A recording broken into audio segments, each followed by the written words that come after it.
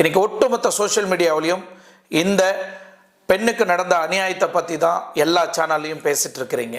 But வருங்காலத்தில் அடுத்த பெண்ணுக்கும் இந்த மாதிரி ஒரு பாலியல் வன்கொடுமை நடக்கக்கூடாதுன்னா நம்ம என்ன செய்யணும், எவ்வளோ ஜாகிரதையாக இருக்கணும் அப்படின்றத பற்றி தான் இன்றைக்கி முழுக்க முழுக்க இந்த வீடியோவில் நம்ம பார்க்க போகிறோம்.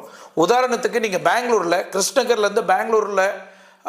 கிருஷ்ணகிரிலேருந்து பெங்களூருக்கு போன ஒரு பொண்ணை நைட்டில் பஸ்ஸுக்காக காத்துட்டு இருந்த அந்த பொண்ணை 2 மார்க்கெட்டில் வேலை செய்யக்கூடிய சிட்டி மார்க்கெட்டில் வேலை செய்யக்கூடிய கூலி தொழிலாளிகள் 2 பேரும் அந்த பெண்ணை மைண்ட் வாஷ் பண்ணி அந்த பஸ் ஸ்டாப் இங்கே அந்த பஸ் ஸ்டாண்டில் நீங்கள் நின்னீங்கன்னா பஸ் இங்கே வராது, நீங்கள் இன்னொரு பஸ் ஸ்டாப் இருக்குது அங்கே போனீங்கன்னா பஸ்ஸு கிடைக்கும் அப்படின்னு கொஞ்சம் தூரம் கூட்டு போய் மறைமுகமாக இருக்கக்கூடிய ஒரு இடத்துல அந்த பொண்ணை உள்ள தள்ளி கதற பாலியல் வன்கொடுமை செய்தாங்க.